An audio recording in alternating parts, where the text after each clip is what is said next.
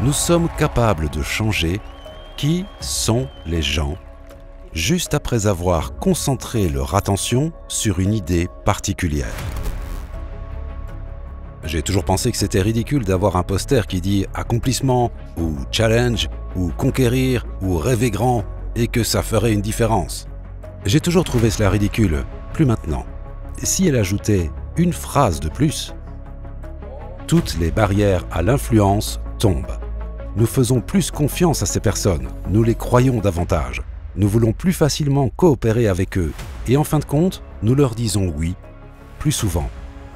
La phrase était « Ce que je vais vous dire, ça sonne un peu comme de la magie, mais ce n'est pas de la magie.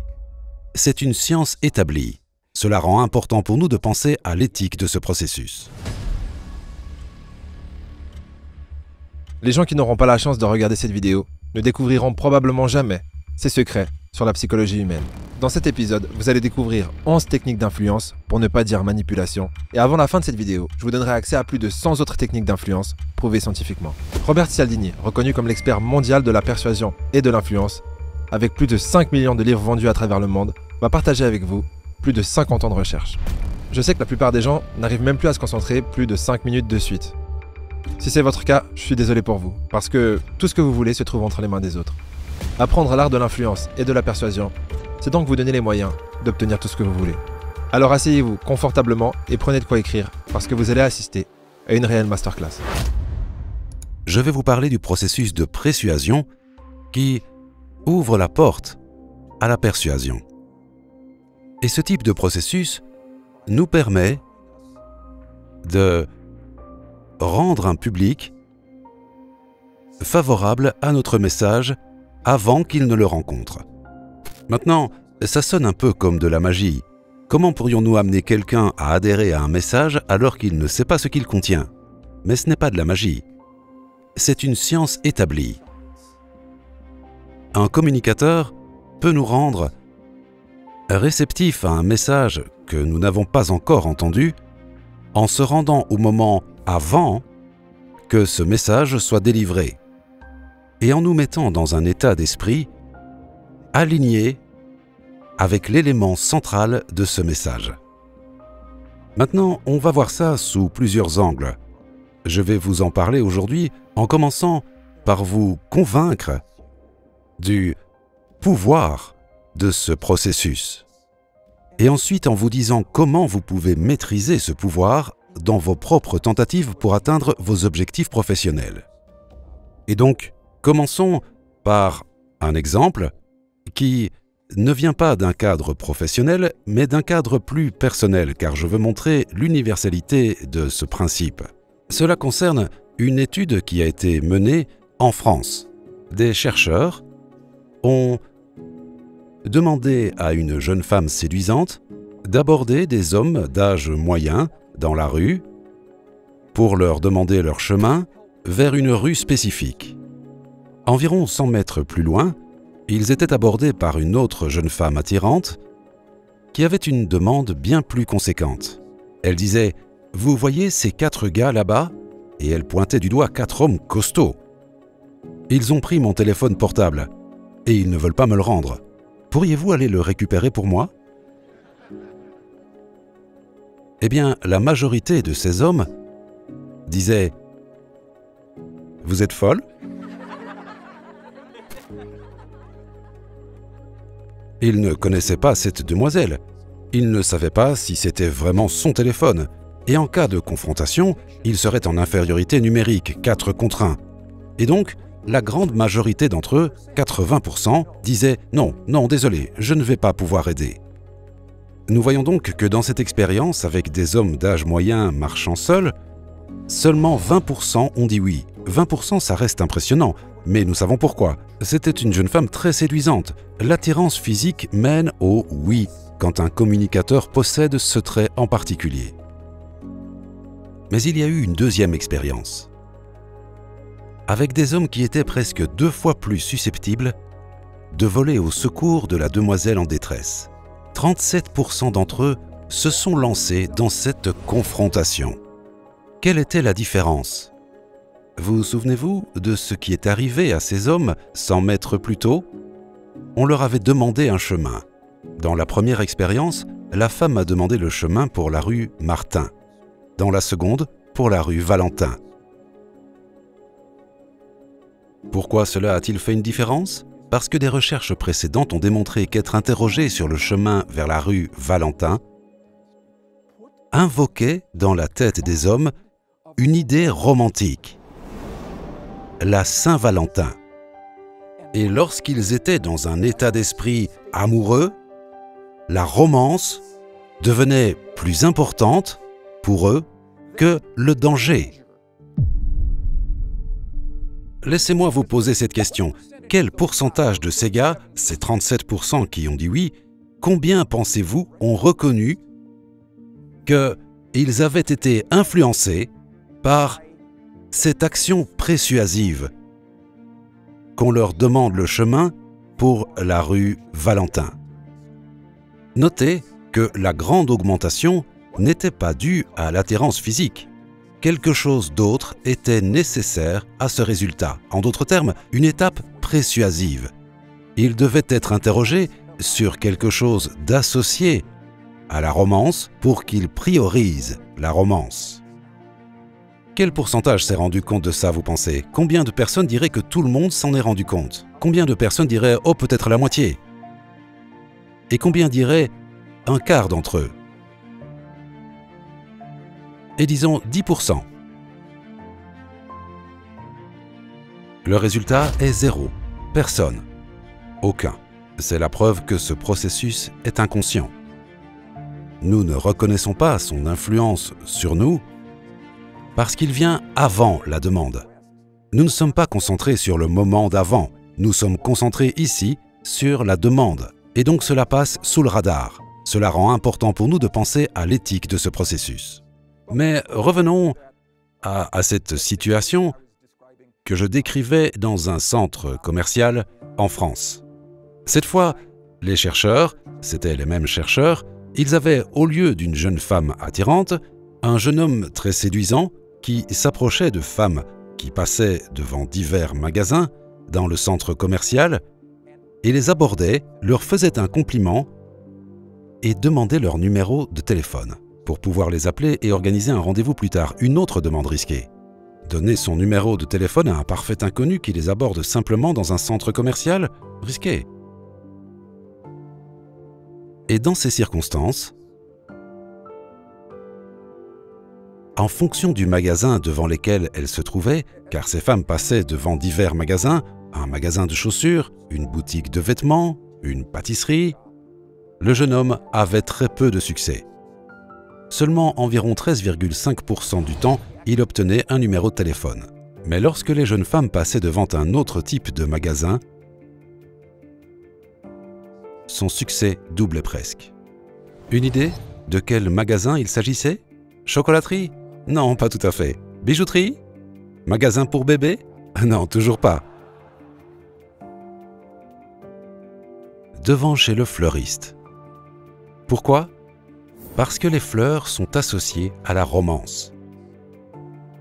Et lorsque ces femmes étaient mises dans un état d'esprit romantique, la romance devenait plus importante que le risque. Réfléchissez à ça. Nous sommes capables de changer qui sont les gens juste après avoir concentré leur attention sur une idée particulière. Vous pouvez me rendre romantique en présentant des informations, attirant mon attention sur des informations liées à la romance. Dans ce moment, vous aurez changé qui je suis. Je suis maintenant un romantique, d'une manière que je n'étais pas avant. Maintenant, une autre chose que j'adore à propos de cette étude, c'est que, après coup, on a demandé aux jeunes femmes, parmi tous les magasins devant lesquels vous êtes passés, quels étaient les produits disponibles à l'intérieur que vous aimez le plus? Et leur réponse était les pâtisseries. Mais les pâtisseries n'ont pas aidé à l'obtention de numéros de téléphone. Mais les fleurs, ça a fonctionné. Pourquoi? Parce que les fleurs sont associées à la romance, pas les beignets glacés.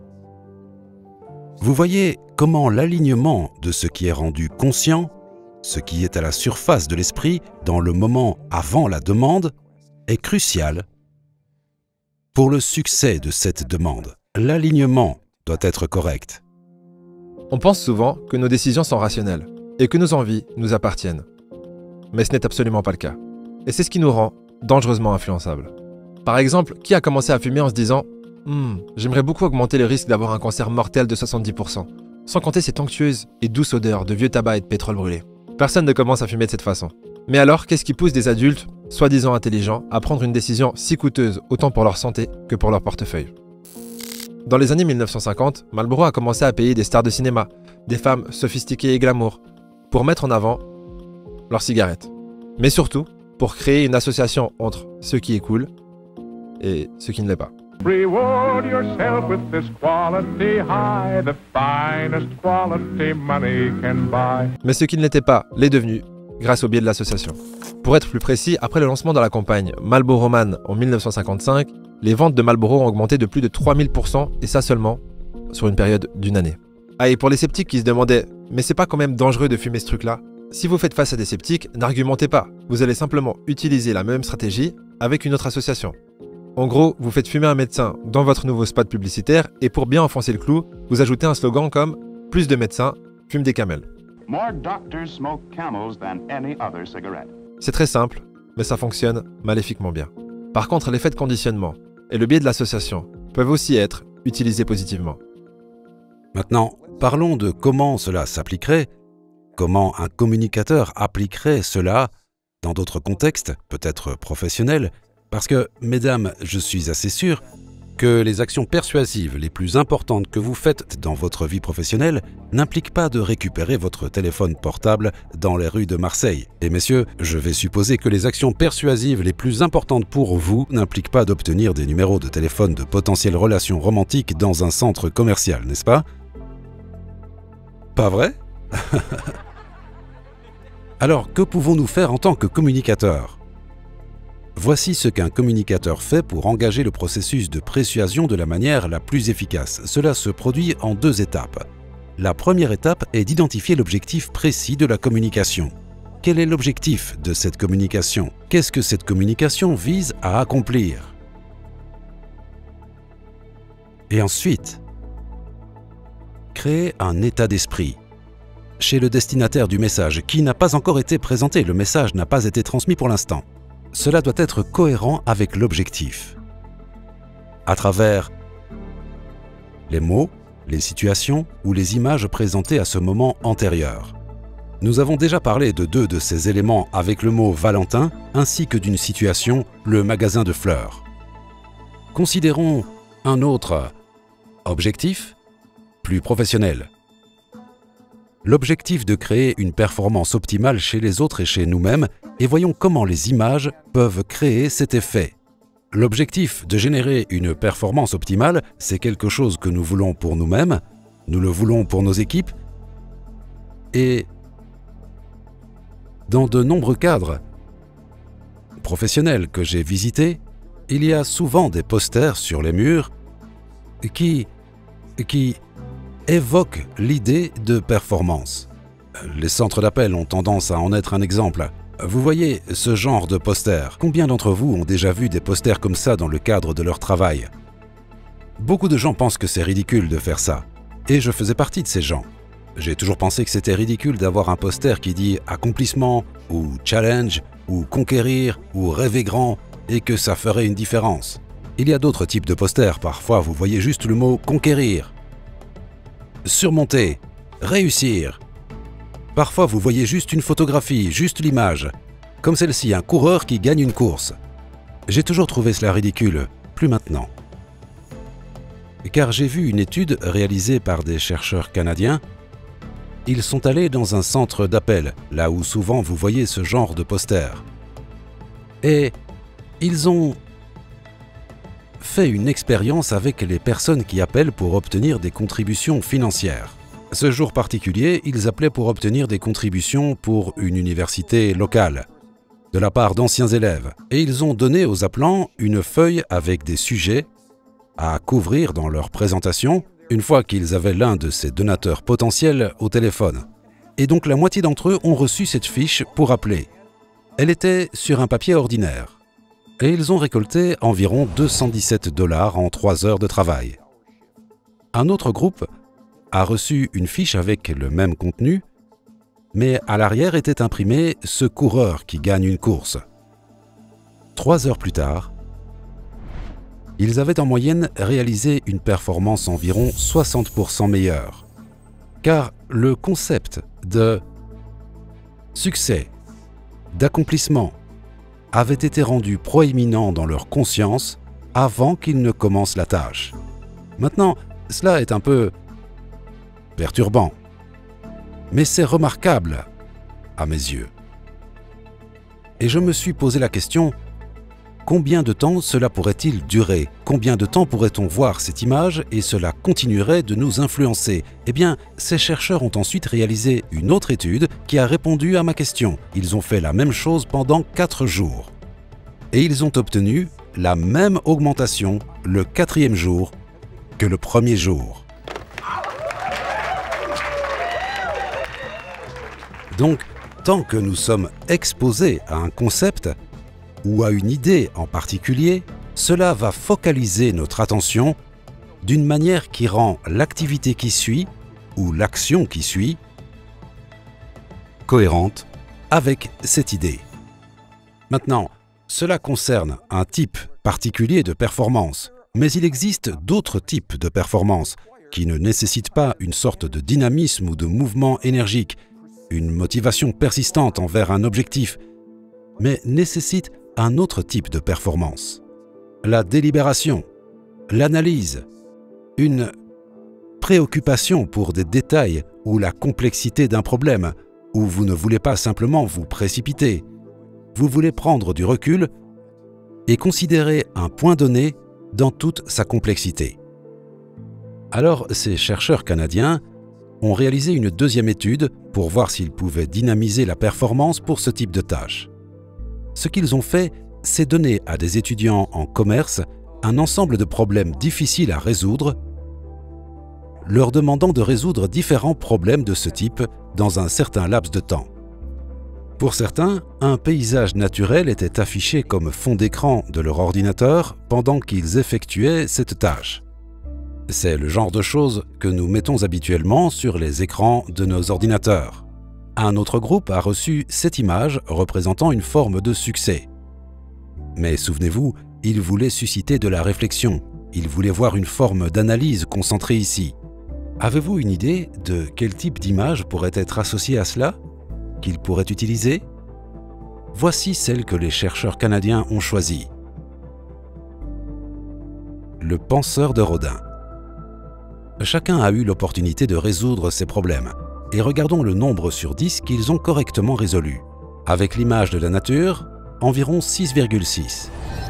Avec le coureur remportant la course, celui qui a été si bénéfique auparavant, rien de significatif. Mais le penseur de Rodin, eh bien, 9,3. C'est une amélioration de 48%. Donc, une fois de plus, nous voyons la précision qui doit être impliquée ici. L'alignement doit être juste entre ce que vous mettez dans le moment précédent et ce qui vient ensuite. Toutes les personnes qui ont suivi la formation Esprit Subconscient sont déjà au courant de l'importance qu'il y a à contrôler son environnement. Rien de ce qui passe par l'un de vos 5 sens n'est anodin. Vous êtes constamment conditionné par votre environnement. Comme l'a dit Gregory Bateson, nous vivons dans un monde que nous façonnons et qui nous façonne en retour. Une personne positive dans un environnement négatif finira toujours par devenir négative. A l'inverse, une personne négative dans un environnement positif finira toujours par devenir positive. Si vous voulez que votre vie change, vous devez changer. Et si vous voulez changer, vous devez changer votre environnement, votre entourage, le contenu en ligne que vous consommez, la musique que vous écoutez, jusqu'à la nourriture que vous mangez. Si une simple image motivante sous les yeux d'un vendeur a augmenté son rendement de 60%, imaginez ce que modifier votre environnement de façon plus générale pourrait apporter. Dans un monde aussi compétitif que le nôtre, Ce genre d'optimisation peut clairement faire la différence entre l'échec et la réussite. Concrètement, qu'est-ce que vous pouvez faire? Redécorez votre logement avec des posters et des tableaux inspirants. Écoutez des audios motivants comme ceux-ci qu'on a fait sur la chaîne et que vous retrouvez sur Spotify. Remplacez les séries violentes par des documentaires et des podcasts enrichissants. Je pense que c'est le point qui va être le plus dur pour moi parce que j'adore trop les films d'action. Mais comme vous le savez, si vous ne changez rien, rien ne changera.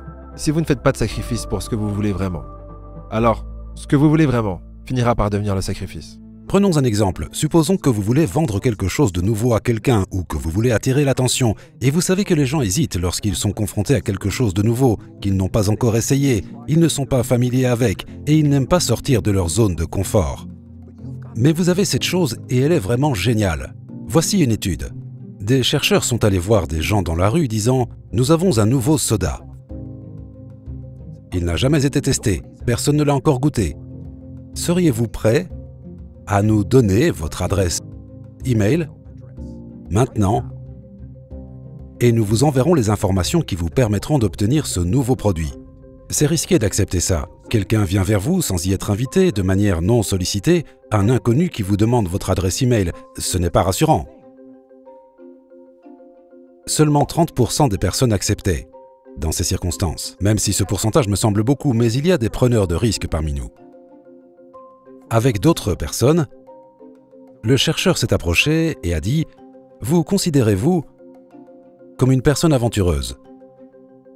Les gens réfléchissaient un instant et ils repensaient à des souvenirs durant lesquels ils avaient été aventureux, car l'aventure était maintenant la thématique à laquelle ils pensaient. Et nous avons tous déjà été aventureux. Presque tout le monde a dit oui. 98% des personnes ont dit oui.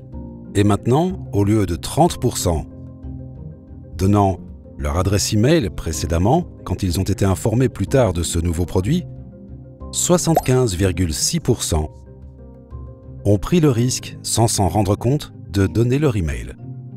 Vous l'avez compris, lorsque vous voulez convaincre quelqu'un à faire quelque chose, la meilleure chose à faire n'est pas seulement d'utiliser la persuasion, mais également la persuasion. N'oubliez pas que les gens qui vous entourent, vous-même et moi y compris, sommes beaucoup moins rationnels que ce qu'on aime se faire croire. La grande majorité de nos décisions ne sont pas prises par notre raison, mais par nos émotions. Et nos émotions sont aussi volatiles et changeantes que la météo dans un pays tropical. D'ailleurs, Ludo et moi avons passé plusieurs mois à travailler sur le guide ultime de l'influence. Convaincre n'importe qui, sans technique d'influence prouvée scientifiquement. Ce guide est extrêmement complet. Chaque technique contient un bref résumé, une étude de cas, 2 exemples pour s'assurer que plus rien ni personne ne vous résiste. Bon, ça fait peut-être un peu trop publicitaire comme ça. Si vous n'avez pas beaucoup de temps, vous pouvez par exemple découvrir une technique tous les soirs avant d'aller vous coucher pendant les 100 prochains jours. Une nouvelle habitude qui vous prendra moins de 5 minutes par soir, mais qui vous offrira des avantages démesurés pour convaincre n'importe qui à faire n'importe quoi. Oh merde, ça me reprend. Le lien du guide Convaincre n'importe qui se trouve dans la description et il doit absolument être utilisé avec éthique et bienveillance. Dépêchez-vous pour profiter de cette offre limitée. Maintenant, j'ai compté des centaines de tactiques, mais je pensais que la grande majorité d'entre elles pourraient être catégorisées en termes de juste 7 principes universels d'influence que tout le monde utilisait pour amener les gens à aller dans leur sens et en gagner financièrement. Commençons par la réciprocité, car elle survient très tôt dans nos interactions avec les gens. Même les enfants comprennent que vous êtes obligés de rendre aux autres ce qu'ils vous ont d'abord donné. Nous les formons dès l'enfance à cette règle, de sorte que les personnes qui reçoivent sont beaucoup plus susceptibles de dire oui à vous après que vous leur ayez donné quelque chose. Voici donc une suggestion que je fais aux gens qui veulent être influents. Si vous entrez dans une pièce où il y a plusieurs personnes et que vous voulez être influent là-bas, et que vous voulez recevoir de l'assistance ou recevoir un service d'une de ces personnes, vous ne devriez pas vous demander « Qui peut m'aider ici ?» La première chose que vous devriez demander, c'est « Qui puis-je aider ici ?» À qui puis-je apporter mon aide pour améliorer ses résultats? Les circonstances de qui puis-je rendre meilleures? Elles seront prêtes à faire de même pour vous. Voici un exemple. Une étude réalisée dans le sud de la Californie dans un magasin de bonbons. Les chercheurs ont mené une petite expérience dans laquelle ils ont demandé aux gérants, pendant une semaine, d'accueillir chaleureusement les gens qui entraient dans le magasin et de les accompagner au comptoir de bonbons où ils pouvaient faire leur choix. Mais pour la moitié d'entre eux, les chercheurs ont également demandé aux gérants de leur donner un petit morceau de chocolat avant même qu'ils n'atteignent le comptoir de bonbons. Ces personnes étaient 42% plus susceptibles d'acheter des bonbons. On leur avait donné quelque chose. Maintenant, vous pourriez dire, eh bien peut-être qu'ils aimaient juste le chocolat. Il s'avère que si vous regardez les données, la plupart d'entre eux n'ont pas acheté de chocolat. Ils ont acheté d'autres bonbons. Donc ce n'était pas parce qu'ils aimaient le chocolat. Ça ne venait pas de ce qu'ils avaient reçu. C'était le fait qu'ils avaient reçu quelque chose. Alors, la leçon pour nous, donnons toujours en premier. C'est une façon de faire en sorte que les gens veuillent nous donner en retour. Plus une personne est dans le besoin, plus elle va avoir l'impression de ne rien avoir à donner. Mais il y a une chose précieuse que vous pouvez donner à n'importe qui sans rien perdre en la donnant. Quelle est cette chose? Un compliment sincère et désintéressé. Ça peut littéralement changer la journée d'une personne. Ça peut même lui sauver la vie. Et si vous faites ça régulièrement, le jour où vous aurez besoin d'un service, la plupart de ces personnes seront heureuses de pouvoir vous aider. Le deuxième principe est le principe de l'affinité, nous en avons déjà parlé. Et une manière claire de faire en sorte d'établir un lien avec les gens est simplement de souligner les véritables similitudes qui existent entre vous. Une étude a été menée sur des professionnels qui marchandaient par email. Ils ne savaient rien l'un de l'autre. Et dans ces circonstances, ils étaient susceptibles de se retrouver dans des négociations sans issue, où personne ne gagnait. Ils finissaient chacun simplement par partir les mains vides 30% du temps. Si, avant de commencer la négociation, ils échangeaient des informations l'un avec l'autre, sur leurs hobbies, leurs intérêts, où ils avaient grandi, où ils étaient allés à l'école et ce genre de choses, les négociations infructueuses passaient de 30% à 6%. Pourquoi? Parce que parmi toutes les informations partagées, les gens se rendaient compte de points communs. « Oh, vraiment, tu es coureur? Moi aussi. Tu es enfant unique? Moi aussi. » Ce sont ces choses qui ont encouragé la volonté de faire preuve de bienveillance envers l'autre personne. Donc, l'une des choses que nous pouvons faire avant même d'essayer d'influencer quelqu'un, c'est d'identifier les points communs, les ressemblances, les similitudes, et mettez-les en évidence. La façon la plus simple de mettre en place le principe d'infinité, c'est d'utiliser l'effet miroir. Avec l'effet miroir, pas besoin d'être un mentaliste ou un espion qui a étudié sa cible. Tout ce que vous avez à faire, c'est imiter subtilement les comportements, les gestes, le langage corporel et même les expressions verbales de la personne avec laquelle vous interagissez. En reflétant subtilement les actions d'une personne, on envoie un signal inconscient de similitude et d'empathie, ce qui va rendre la personne plus réceptive à nos idées et à nos suggestions. Le principe suivant est le principe de la preuve sociale. L'idée que lorsque les gens sont incertains, ils ne cherchent pas les réponses en eux-mêmes. Ils regardent à l'extérieur, et un endroit où ils regardent est vers leurs semblables, vers les personnes comme elles. Ainsi, une étude réalisée à Pékin, en Chine, montre la portée interculturelle de l'idée de ce que font les autres personnes comme vous dans une certaine situation. Les gérants de restaurants à Pékin ont mis un petit astérisque à côté de certains articles de leur menu. Maintenant, que signifiait l'astérisque? Il n'indiquait pas ce que vous voyez normalement. Ceci est une spécialité de la maison, ou ce plat est la sélection de notre chef pour ce soir. Cela ne disait ni l'un ni l'autre. Ça disait c'est l'un de nos articles les plus populaires. Et chacun de ces plats est passé de 13 à 20% plus populaire grâce à sa popularité.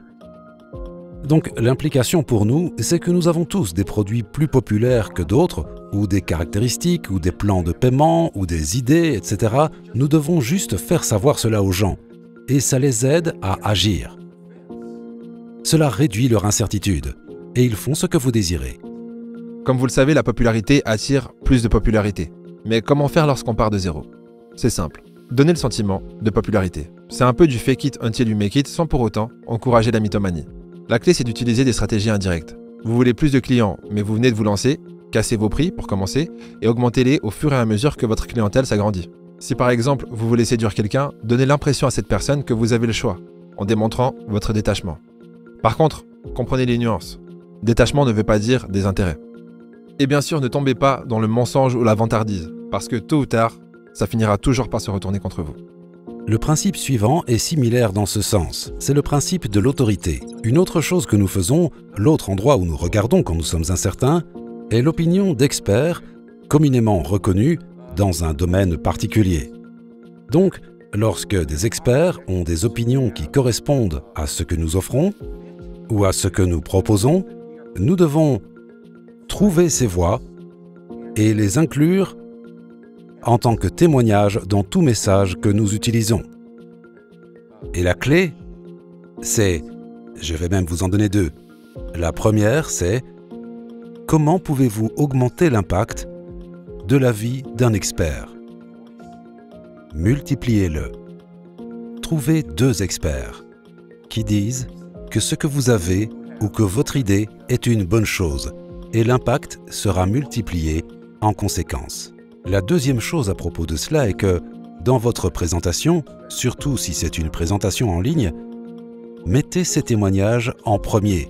Ne les mettez pas au milieu de votre message ou plus bas vers la fin, au début, pour que l'autorité qu'a cet expert soit présente dès le début, afin que les gens croient tout ce que vous dites dès le départ, avec la présence de l'autorité de votre côté. Une méthode simple pour utiliser le principe de l'autorité dans la vie de tous les jours, c'est d'apprendre quelques citations de vos philosophes et grands penseurs préférés, mais attention, ces citations doivent aller dans le sens de vos idées. Ensuite, tout ce que vous avez à faire, c'est conclure votre idée en disant quelque chose comme « comme l'a dit ». Là, vous ajoutez le nom de l'auteur et ensuite, vous donnez la citation de l'auteur. Par exemple, imaginez-vous défendant l'idée que nous devons tous lutter et si nécessaire manifester pour que le gouvernement prenne des mesures concrètes et drastiques contre le réchauffement climatique. Vous pourrez finir votre discours par « Comme l'a dit Albert Einstein, le monde ne sera pas détruit par ceux qui font le mal, mais par ceux qui les regardent sans rien faire. » Franchement, qui va oser contredire Albert Einstein? Le principe suivant est le principe de rareté. Les gens ont un plus grand désir d'avoir des choses qui sont limitées. Ainsi, les gens sont très disposés à aller dans notre sens, dans la mesure où ce que nous avons mis à leur disposition est limité, rare, ou dont la disponibilité diminue. Il y a eu une étude réalisée sur 6700 sites commerciaux en ligne, des sites internet, et en termes de A/B testing qui ont été effectués sur ces sites, quelles caractéristiques étaient les plus susceptibles de transformer un prospect en acheteur, d'obtenir une conversion et donc d'en faire un client? La rareté est l'élément principal. Si vous avez un nombre limité d'articles à un prix particulier, ou un temps limité pour agir et obtenir cet article, c'est ce qui produit le plus de oui de la part des gens. Encore une fois, vous les faites sortir de la ligne de touche et entrer dans le jeu en leur donnant une raison de se bouger. Et si vous ne faites pas ça, vous pourriez perdre une opportunité précieuse. C'est donc important. La rareté a vraiment des avantages importants. D'ailleurs, ils ont trouvé qu'il y a 2 types de rareté. Avoir un nombre limité ou avoir un temps limité pour obtenir une certaine offre. Mais avoir un nombre limité d'articles, à un prix particulier par exemple, surpassait le temps limité. Pourquoi? Parce que s'il y a un nombre limité, la compétition entre alors dans l'environnement psychologique. Vous voulez dire que si je n'agis pas, ces autres personnes pourraient l'avoir et pas moi. Avec un temps limité, non, vous pouvez agir quand vous voulez dans ce délai. Or, je n'ai pas à le faire tout de suite. Et en conséquence, beaucoup de gens oublient de le faire ou ne le font jamais dans cette période. Ils n'achètent jamais ce que vous avez à offrir. Mais avec un nombre limité et d'autres personnes dans votre schéma, on atteint le meilleur résultat parmi tous les tests faits. Pour ceux qui n'ont pas leur propre entreprise ou qui ne travaillent pas dans le marketing, comment utiliser l'effet de rareté dans votre vie privée? C'est très simple. Soyez toujours occupé, ou du moins, ayez l'air occupé. Les gens doivent ressentir que votre temps est précieux, car il l'est. Ne laissez pas des rendez-vous s'éterniser et ne donnez jamais l'impression que votre temps n'a pas de valeur. Si vous arrivez à convier l'idée que votre temps a énormément de valeur, alors les gens vous remercieront de leur accorder 5 minutes. Mais si vous ne le faites pas, les gens vous boufferont et ils ne vous diront même pas merci. Et puis le 6e principe est l'engagement et la cohérence. L'idée que les gens veulent être cohérents avec ce qu'ils ont déjà dit ou fait en votre présence. Donc si vous pouvez amener les gens à faire un petit pas dans votre direction, maintenant ils voudront être cohérents avec cela à l'avenir. Oh, il y a une super histoire d'une connaissance à moi, sur comment il a été le meilleur candidat 3 fois de suite lors d'entretiens d'embauche. Donc, dans un entretien, vous entrez dans une pièce, il y a des évaluateurs, parfois une équipe d'évaluateurs, et ce que vous êtes censé dire, c'est « Je suis très heureux d'être ici, que vous m'ayez invité aujourd'hui, et je vais répondre à toutes vos questions. » Ok? Il ajoute quelque chose de plus. Il dit « Mais avant de commencer, je suis curieux. Pourquoi m'avez-vous invité aujourd'hui? Qu'est-ce qui, dans mon parcours ou mon CV, vous a fait penser que je serais un bon candidat ?» Et maintenant, il dit, il entend les gens dire toutes sortes de choses positives à son sujet avant que l'entretien ne commence. Et il apprend ce qu'il juge être le plus important pour eux.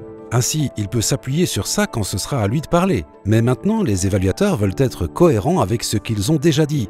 Et ça a marché à 3 entretiens d'embauche de suite. Et il a dit, dans certains cas, vous amenez réellement les gens à se disputer entre eux pour savoir quelle est votre caractéristique la meilleure, que ce soit votre parcours, ou votre formation, ou vos résultats à certains tests, ou votre adéquation avec le système de valeurs de l'organisation, peu importe ce que c'est, ils se disputent entre eux pour savoir quel est votre meilleur point fort. Alors, la façon la plus redoutable d'utiliser le principe de cohérence, c'est de tout miser lors des premières secondes lorsque vous rencontrez quelqu'un. Vous connaissez sûrement l'expression qui dit « vous n'avez qu'une seule chance de faire une bonne première impression ». Imaginons qu'on se rencontre pour la première fois. Je ne suis pas de très bonne humeur, j'ai passé une nuit difficile, etc. Et du coup, je suis pas très sympa. Vous vous dites, comme première impression, mais quel connard celui-là. Les jours qui suivent, on est amené à se revoir à nouveau. Maintenant, par contre, j'ai bien dormi, je me sens vraiment bien et je suis super sympa. Mais, vous vous dites, ah non, mais méfie-toi de ce gars, hein. Il a l'air sympa là, mais c'est un vrai connard. Quoi que je fasse de bien ou de positif, vous allez moduler cette information pour qu'elle matche avec l'opinion que vous vous êtes faite de moi, donc que je suis un connard. Mais à l'inverse, si je fais une bonne première impression et que vous me trouvez adorable au premier rendez-vous, imaginons que par la suite je me comporte comme un vrai connard. Vous allez justifier mon comportement en disant « Non mais en vrai c'est vraiment quelqu'un de bien, je pense qu'il traverse une période difficile ». Conclusion, vous n'avez qu'une seule chance de faire une bonne première impression. Et enfin, il y a le 7e principe d'influence que j'ai ajouté lorsque j'ai reconnu la puissance de ce que nous appelons l'unité. L'unité est l'idée que nous partageons avec d'autres personnes une identité, une sorte d'identité sociale. À tel point que si nous communiquons cette identité partagée, ils nous considèrent comme l'un des leurs. Pas comme eux, mais l'un des leurs. Et donc, une étude a été réalisée sur un campus universitaire. Les chercheurs ont pris une jeune femme d'âge universitaire qu'ils ont placée à une intersection très fréquentée de chemins sur le campus. Beaucoup d'étudiants passaient par là. Et lorsqu'un étudiant passait, elle lui demandait s'il voulait contribuer à son organisation. Et elle a obtenu des donations. Mais si elle ajoutait une phrase de plus, elle augmentait les dons de 250%. La phrase était « Je suis aussi étudiante ici ». Maintenant, ils étaient sollicités par l'un des leurs. Et à l'intérieur des limites de ces groupes, ceux que j'appelle les groupes d'appartenance, toutes les barrières à l'influence tombent. Nous faisons plus confiance à ces personnes, nous les croyons davantage. Nous voulons plus facilement coopérer avec eux. Et en fin de compte, nous leur disons oui, plus souvent. Et ce fut le cas dans cette expérience. Comme vous, je suis aussi constamment en train d'essayer d'évoluer et d'apprendre de nouvelles choses. Et je suis intimement persuadé que vous aussi allez adorer découvrir les 100 techniques d'influence prouvées scientifiquement dans le guide « Convaincre n'importe qui ». Vous pouvez télécharger ce guide en cliquant dans le premier lien qui se trouve dans la description. Très honnêtement, ce guide est une vraie mine d'or et j'aurais dû faire les recherches pour l'écrire bien plus tôt. Ça m'aurait vraiment facilité la vie dans toutes mes relations sociales. Allez, petite parenthèse, si vous avez aimé cette vidéo, vous allez adorer celle-ci. Au prochain épisode.